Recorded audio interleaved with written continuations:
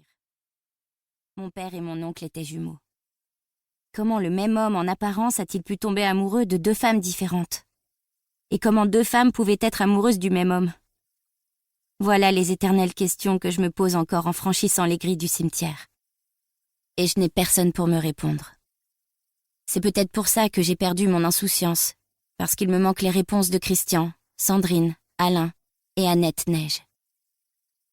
Au cimetière, les anciens morts reposent en contrebas, tandis que les nouveaux sont enfermés dans des petites cases. Ils sont tous un peu excentrés, comme s'ils étaient arrivés en retard. Ma famille repose en haut du village, à 500 mètres de la maison de mes grands-parents.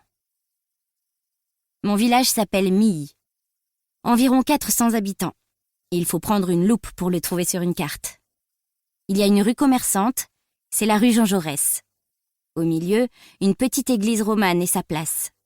Question commerce, à part l'épicerie du père Prost, il y a un PMU, un garagiste et un coiffeur qui a mis la clé sous la porte l'année dernière parce qu'il en avait marre de ne faire que des régécolores et des mises en plis. Les commerces de vêtements et de fleurs ont été remplacés par des banques et un laboratoire d'analyse médicale. Sinon, à l'intérieur des vitrines, on a collé des journaux, ou bien les gens en ont fait leur maison d'habitation.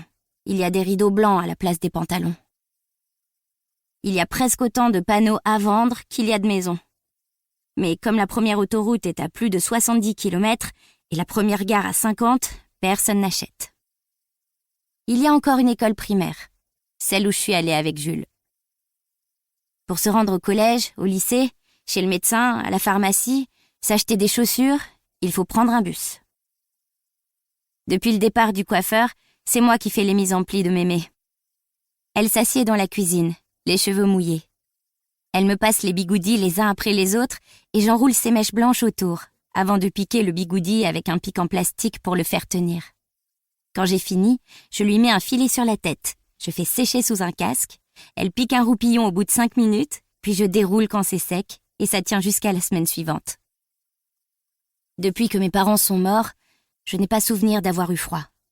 Chez nous, il ne fait jamais moins de 40 degrés. Et avant leur mort, je ne me rappelle rien.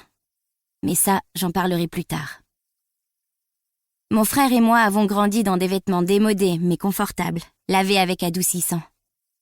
Sans fessée ni claque, avec une table de mixage et des vinyles dans la cave pour faire du bruit quand nous en avions marre du silence des patins qui glissent sur le parquet ciré. J'aurais adoré me coucher tard, avoir le dessous des ongles un peu crado et traîner dans des terrains vagues pour m'écorcher les genoux, descendre des côtes à vélo en fermant les yeux. J'aurais adoré avoir mal ou pisser au lit. Mais avec ma grand-mère, impossible. Elle a toujours eu une bouteille de mercurochrome à la main. En dehors du fait qu'elle nous a nettoyé le fond de l'oreille avec des cotons-tiges pendant toute notre enfance, qu'elle nous a lavé 2 fois par jour avec un gant de toilette et interdit tout ce qui pouvait être dangereux, comme traverser la route seule, je crois que depuis la mort de ses jumeaux, mémé a attendu le jour où Jules ou moi finirions par ressembler à nos pères. Mais ça n'est jamais arrivé.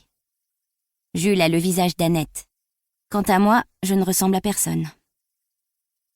Bien qu'ils s'appellent Pépé et Mémé, mes grands-parents sont plus jeunes que la plupart des résidents des Hortensias. Mais je ne sais pas à partir de quand on est vieux. Madame Le Camus, ma chef de service, dit que c'est à partir du moment où on ne peut plus s'occuper de sa maison tout seul. Que ça commence quand il faut laisser la voiture dans le garage parce qu'on devient un danger public, et que ça finit quand on se casse le col du fémur.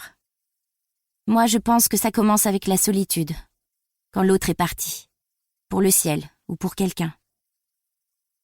Ma collègue Jo dit qu'on devient vieux quand on commence à radoter, et que c'est une maladie qui peut s'attraper très jeune. Maria, mon autre collègue, que ça vient avec la sourde oreille et les clés qu'on cherche 10 fois par jour.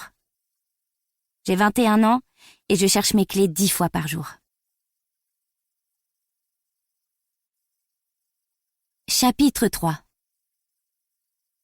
1924 Hélène travaille à la lumière de la bougie dans l'atelier de couture de ses parents jusque tard dans la nuit. Elle grandit seule, au milieu des costumes et des robes, sans frère ni sœur.